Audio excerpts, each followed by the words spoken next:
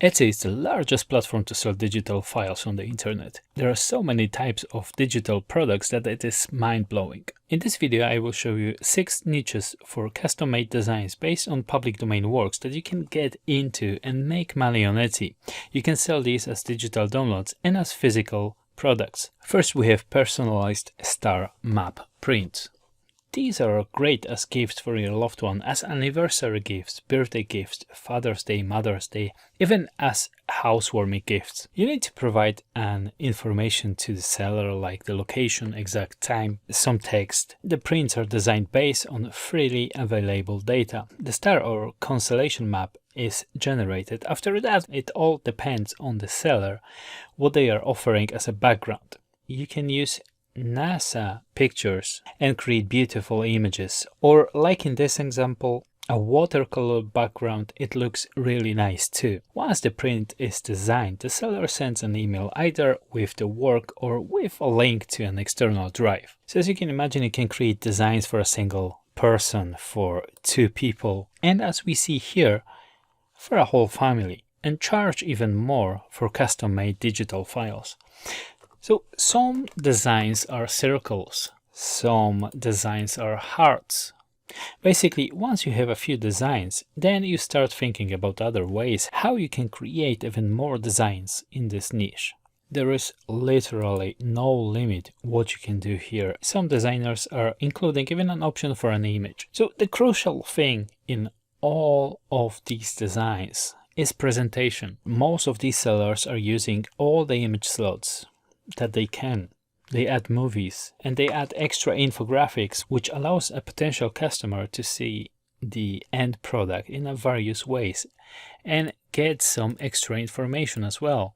There are close-ups here too, and they do use various mockups. So what I would strongly recommend is to always use all the real estate that Etsy gives you.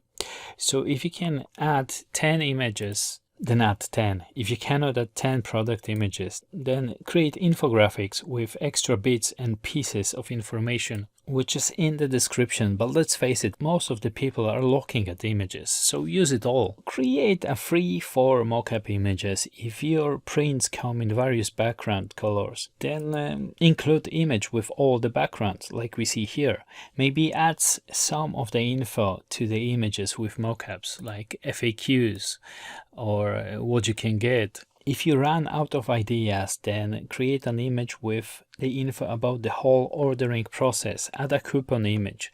Showcase your reviews. There's literally no excuse for not using all image slots. If you know how to, then create a video too. You have 15 seconds to sell your product and use it.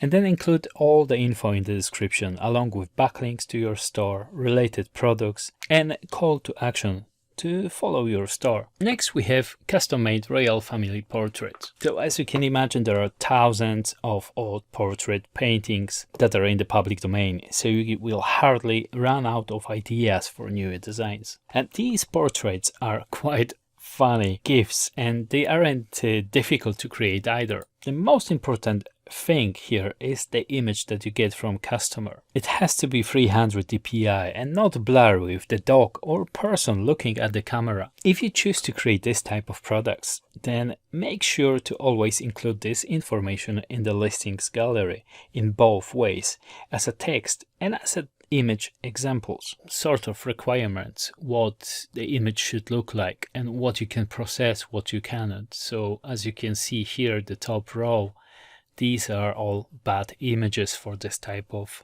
poster. These in the bottom row, they are not blurry, they are crisp. The dog is looking either at the camera or its profile. So as you can imagine, some sellers are not editing the images that they are getting from their customers, and some are doing a bit of retouching. In general, always show and tell your customer what you will be doing and how it might look like based on your previous work. If you are just starting, and put your face on it, your dog or cat photo or any cat or dog photo that you can find on public domain sites for free. As with the previous example, a similar rule applies. Always use all of the slots that are available.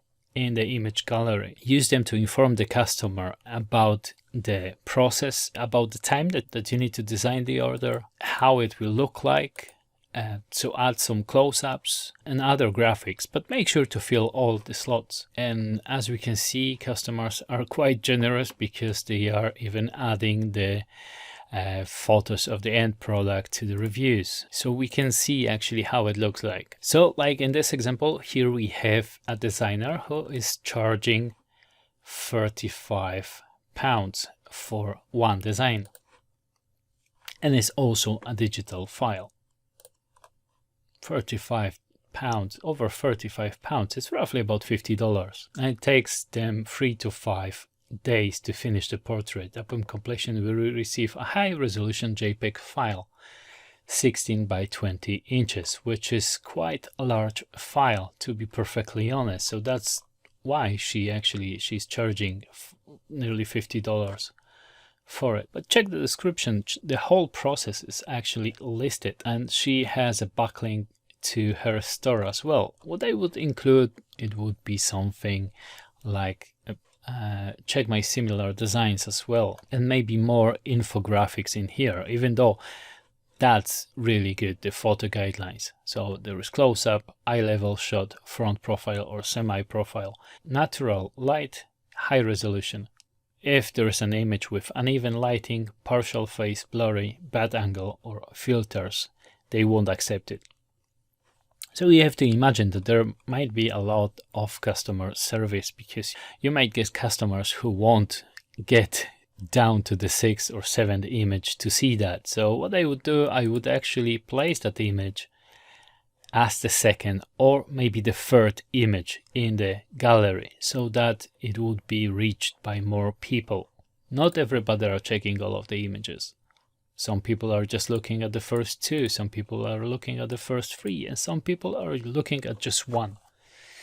And some people are checking the whole gallery. Others are checking just a single image and then they're reading the description. And some people, or most of the people, are not reading the description at all, sadly. Next up, we have custom city maps. These maps are cool as gifts, and they too are based on the data that is freely available, and it is in public domain. The vintage style is created beforehand, so basically once you have it done, then you just place the map image over the background, and that's it. You just change the text maybe here. It all depends what kind of design you are doing, but in this example, we can see that there is not really a lot of editing here, because all of these, they look the same. So that means that basically they are using the same background. So what is asked here, add your personalization.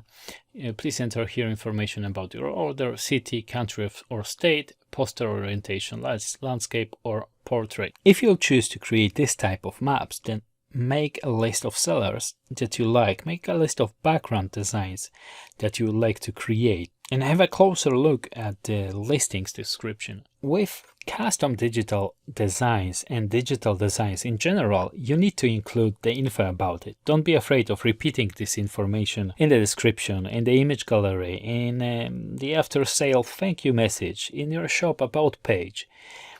If you will not do this, then you will be risking getting a lot of customers who either will leave a bad review or will be asking for refunds, or they do both. So what I do recommend, do something like that. That's the bare minimum what you should do. This is something really cool, but you can do even better job. They are using free mockup here, so but if you're creating printables, just don't do this. I know it's in the title, but it should be actually on the first image or the second image. It should be in the description below. It should be in many places, as many places as you can fit it in. You should do that just to avoid any unnecessary customer service, because that's your time that you're gonna be bombarded by messages. I didn't know that it's a digital download. Where's my order? When will you send it? And things like that. And that should be actually included in the image gallery. So with that information included, you will still get a few people who only looked at the first image and both it thinking that they will get framed posters sent to them by post, but you will exclude the countless number of people who will check more images in your gallery, or people who will read the listing description, or who will read the after sale message, and most of the time those are 3 different groups of customers. Now, if you're thinking about opening a store on Etsy, then remember that in the description below this video there is a link which will give you 43 listings worth about $9 US.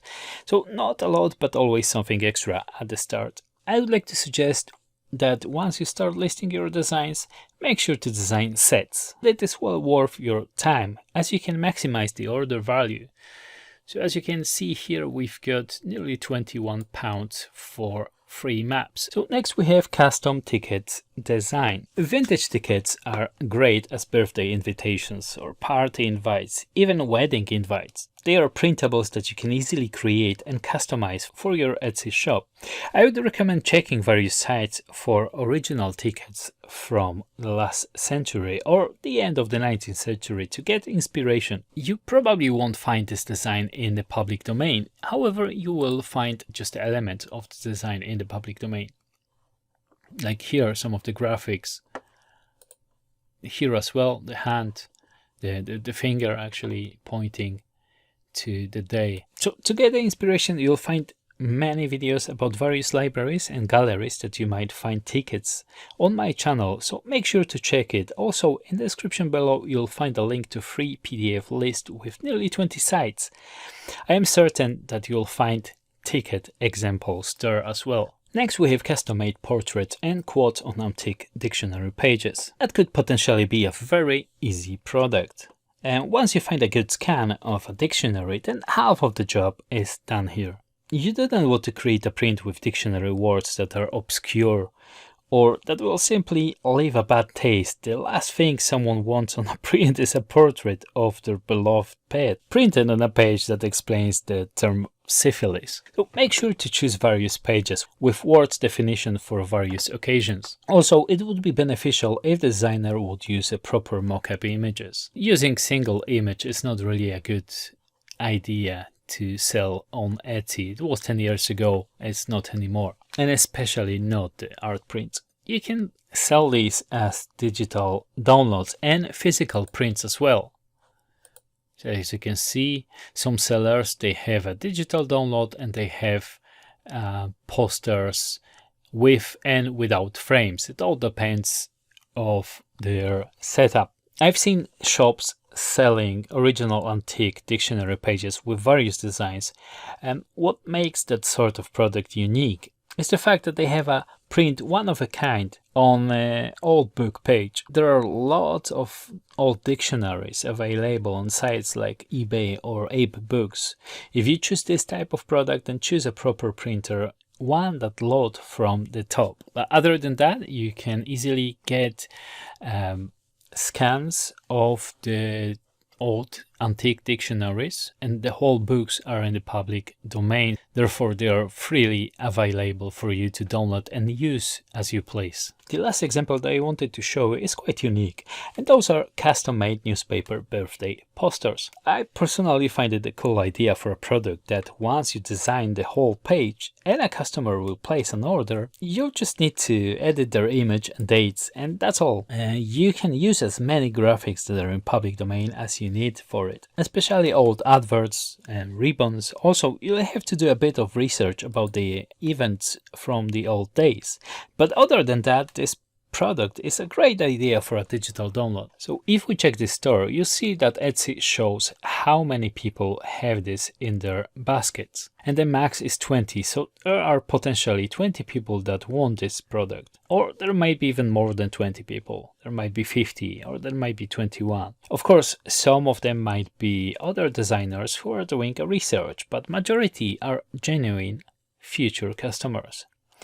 What is even more interesting is once you have people who added the design to their favorites, you can choose to send a message with a coupon code that some will use to buy your product. Whatever you choose to design and sell on Etsy, make sure to have great images. Invest in mockups, either buy a nice set or get someone to create a one-off just for you. It all depends what products you will be selling, but if you choose art prints, posters, then buy premium mockups, you will definitely stand out from the crowd. And if you modify them a bit, you'll have a very unique images.